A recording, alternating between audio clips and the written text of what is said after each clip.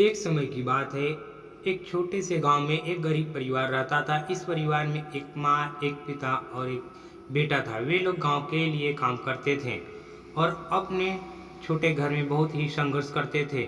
बेटा बहुत पढ़ाई में लगा हुआ था और उसका सपना था कि वह अच्छी पढ़ाई करके अपने परिवार को गरीबी से निकालकर समृद्ध बनाए।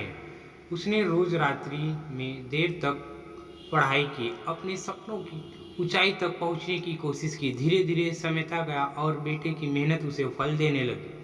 उसने अपने परीक्षाओं में अच्छे अंक प्राप्त किए और अच्छी कॉलेज में दाखिला प्राप्त किया।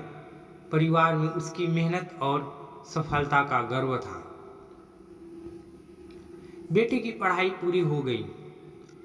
अब वह अपने गांव से दूर एक शहर में नौकरी करने जा रहा था।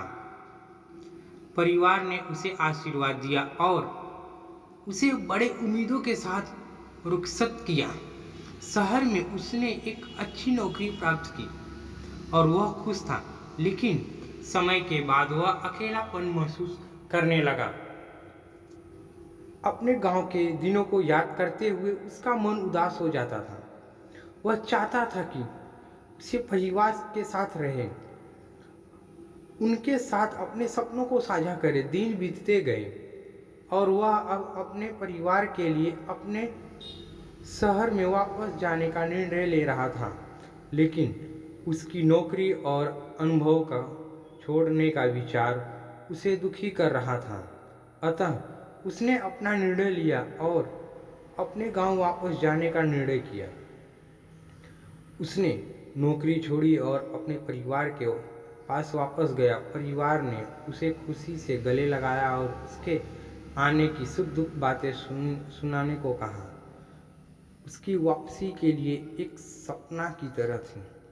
उनकी आंखों में खुशी की आंसू थे। बेटे ने समझाया कि उसे अपने परिवार के पास ही सुख शांति मिलती है।